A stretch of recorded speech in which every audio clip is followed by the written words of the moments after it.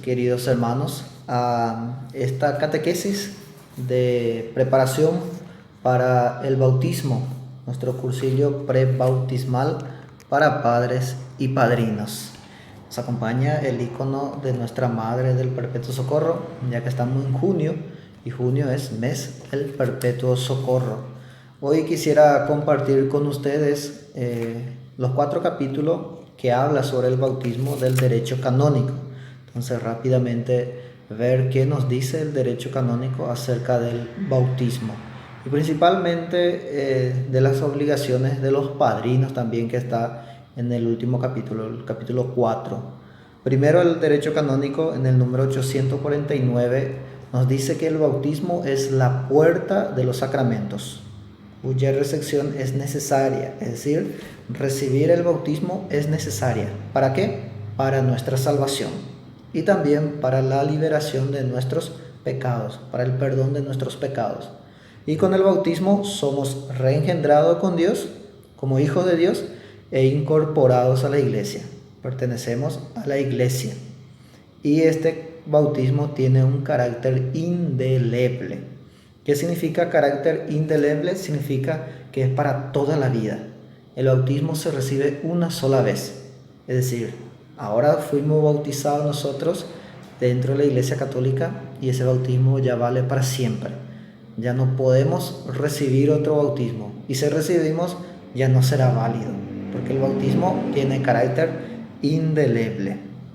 El capítulo 1 nos habla de la celebración del bautismo, de las formas de cómo nosotros celebramos el bautismo, y nos dice el derecho canónico que tenemos que prepararnos para recibir el bautismo.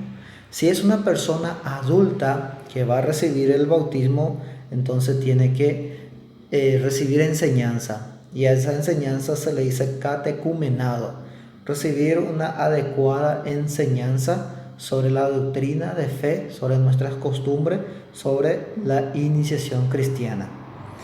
Si es niño, los padres del niño que van a ser bautizados asumirán entonces esa responsabilidad de educar en la fe, los padres y los padrinos. Por eso elegimos padrinos para nuestros hijos, porque ellos son aquellos quienes nos van a ayudar para la educación cristiana de nuestros hijos. También nos pide el derecho canónico que estos padrinos sean también ilustrados en la enseñanza, así como los padres. Por eso hacemos nosotros el cursillo de bautismo. Ahora en esta forma, por todo el tema de la pandemia, pero también como tarea tenemos nosotros de formarnos cada día para poder también formar a nuestros hijos. Y nos dice el número 855 del derecho canónico: procura a los padres, los padrinos y el párroco que no se impongan un nombre ajeno al uso cristiano. O sea, ver qué nombre poner al hijo, con qué nombre bautizar al hijo. Por ejemplo, ahora está de moda esta pandemia COVID-19, no ponerle a tu hijo Juan COVID o María Pandemia.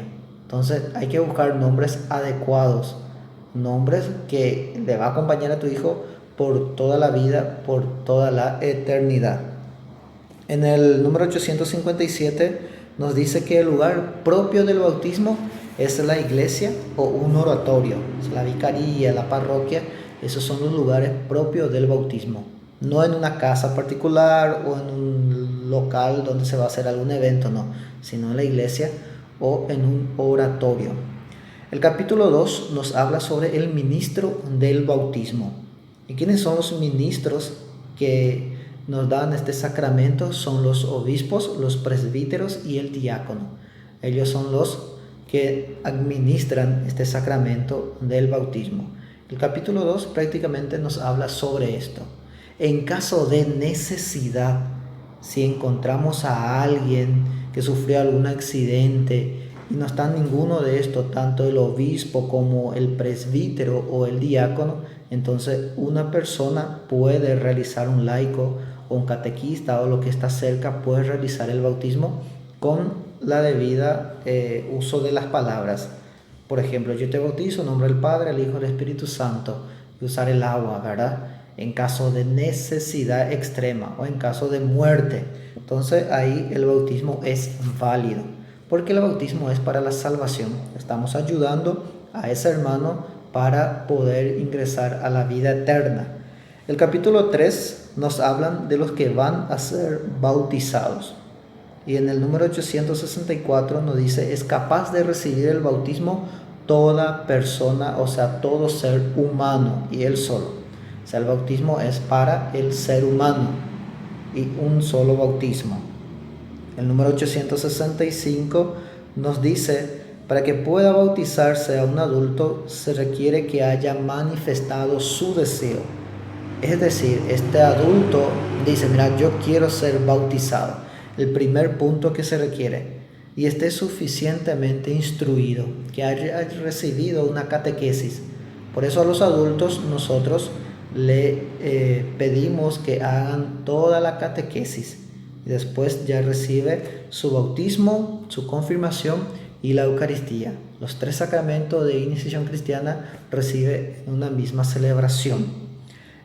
También que este adulto esté verdaderamente instruido en las obligaciones cristianas y que tenga dolor de sus pecados. Tiene que arrepentirse de todos sus pecados.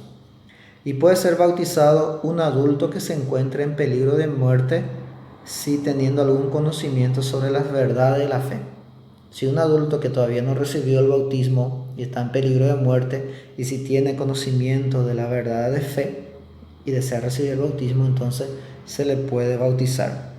El número 866 del derecho canónico nos dice que si un adulto está en grave estado, entonces debe ser bautizado y confirmado también en ese momento para poder recibir estos sacramentos. En el número 867 dice, los padres tienen la obligación de hacer que los hijos sean bautizados en las primeras semanas, es decir, no esperar tanto tiempo para bautizar al niño. No pasan años sin recibir el bautismo, entonces es obligación de los padres procurar que sus hijos sean bautizados lo antes posible después de haber nacido.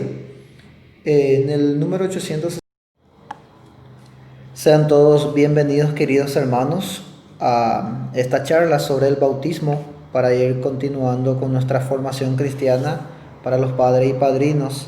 Hemos quedado en la vez pasada en el número 867 del canon del Código del Derecho Canónico y continuamos hoy con algunos puntitos más. El número 868 nos dice que para bautizar lícitamente a un niño se requiere de estos puntos. Entonces, ¿qué se requiere para que el bautismo sea válido? Que den su consentimiento los padres, que los padres del niño den su sí para que el hijo pueda ser bautizado, o al menos uno de los dos, mamá o papá, o quien está a cargo de ellos, ¿verdad? De los niños, serían los tutores.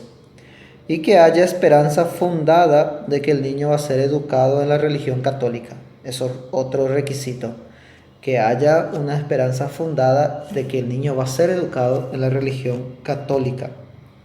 Y si de por ahí falta estos requisitos, entonces el bautismo no será posible. Si es que no hay consentimiento de los padres y no hay una esperanza fundada de que el niño será educado en la fe católica. Después nos dice también este canon, este número, que sí se puede bautizar al niño en contra del consentimiento de los padres en caso de peligro de muerte. Entonces, cuando hay peligro de muerte, sí se puede bautizar a los niños sin el consentimiento de los padres. Y el último capítulo, el capítulo 4 del derecho canónico sobre el bautismo, nos habla de los padrinos. ¿Qué nos dice el derecho canónico sobre los padrinos? Veamos. El número 872 dice lo siguiente: en la medida de lo posible, a quien va a recibir el bautismo se le ha de dar un padrino, cuya función, ¿cuál es la función del padrino? Es asistir en su iniciación cristiana. Al adulto que se bautiza, en este caso, si va a ser un adulto, un padrino que le acompañe en esa formación con los padres. Y si va a ser niño, juntamente con los papás, presentar al niño que va a recibir el bautismo. Presenta a los padrinos con los padres al niño que será bautizado y procurar que después lleve una vida cristiana. El padrino es el encargado de procurar de formar a su ahijado en la vida cristiana. Y téngase un solo padrino o una sola madrina, o uno y una. Eso es lo que pide el derecho canónico. Un padrino y una madrina. Hoy en día nosotros sabemos que si la pareja no es casada, entonces tiene que buscar para sus compadres una madrina y un padrino. En el caso de que la pareja es casada, entonces puede ser un padrino o una sola madrina. También para que alguien sea admitido como padrino es necesario. ¿Cuál es el requisito que se pide al padrino? Que haya sido elegido por la persona que va a ser bautizada o por los padres, que haya cumplido 18 años, que sea católico, que esté confirmado y haya recibido ya el Santísimo Sacramento de la Eucaristía, haya hecho su primera comunión y que no esté impedido por ninguna pena canónica, es decir, que no tenga alguna pena impuesta por la Iglesia como la excomunión, por ejemplo. Y también el padrino o madrina no puede ser el papá ni la mamá. Papá ni mamá no puede ser padrino ni madrina. Entonces estos son los requisitos que tienen que tener el padrino. Y por eso nosotros decimos esta palabra compadre. Compadre. O sea, el encargado de llevar la educación con el papá, con los padres, son los padrinos. La educación a la vida cristiana. Por eso este sacramento es importantísimo y es muy importante que ustedes, papá, mamá, padrinos, madrinas, puedan guiar al niño a encontrarse con nuestro Señor Jesucristo, a conocer la fe, a conocer la doctrina y a conocer a nuestra Madre María también, a educarle al niño a amar a María, porque si uno ama a María, va a amar a Jesús. Que el Señor les bendiga y que tengan mucho éxito en todas sus labores. Amén.